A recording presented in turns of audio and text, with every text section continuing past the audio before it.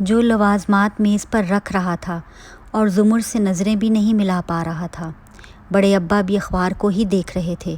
صداقت اندر چلا گیا تو انہوں نے کہا، کیا تمہیں یہ یاد ہے کہ تم کیا کیا بھولنے لگی ہو؟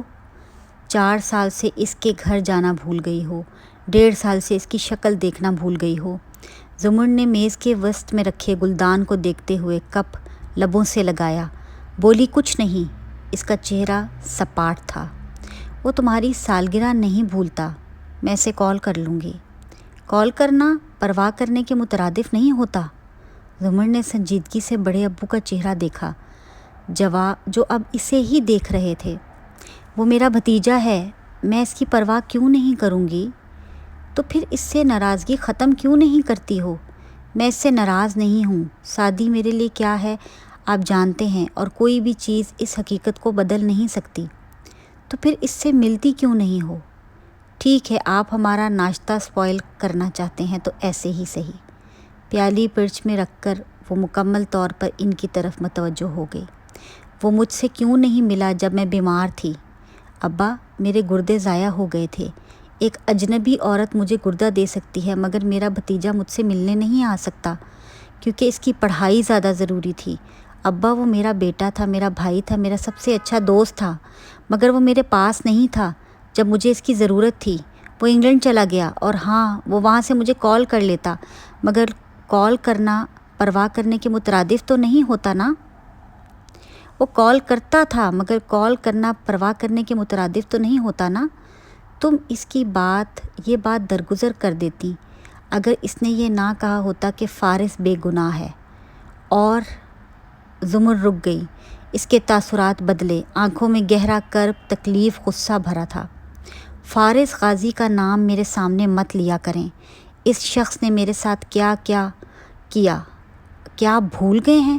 تو میں یاد کرا دیتی ہوں۔ اس کا جیسے ناشتہ حرام ہو چکا تھا۔ لبوں کو نیپکن سے تھپ تھپا کر، بال کان کے پیچھے اڑسے، اور اس کی آنکھوں میں دیکھ کر سپاٹ لہجے میں بولی، وہ آپ کی بہو کا بھائی، اس نے 4 سال پہلے میری زندگی برباد کر دی تھی۔ اس نے اپنی بیوی اور مجھے ایک جگہ بلا کر ہم دونوں کو شوٹ کر دیا تاکہ میں اصل ٹارگٹ سمجھی جاؤں۔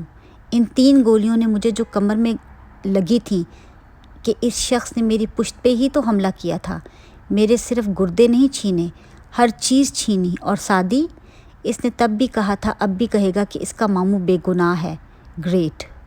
دونوں ہاتھ اٹھا کر اس نے جیسے کسی نادیدہ ہستی کو شاباش دی۔ اس کا رنگ نچڑ چکا تھا اور وہ شدید ڈسٹرب نظر آ رہی تھی۔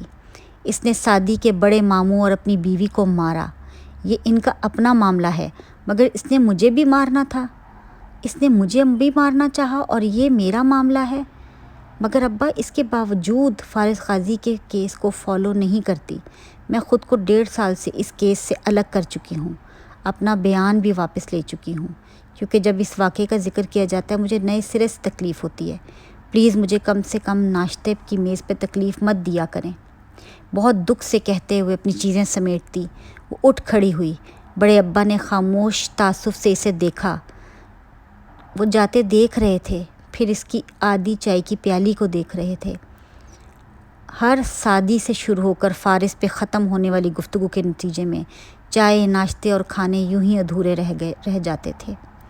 پھر حشر کے سامع ہوئے۔ فجر کو قضا ہوئے کئی ساعتیں بیت چکی تھیں اور سورج ابھی تک ٹھنڈا تھا۔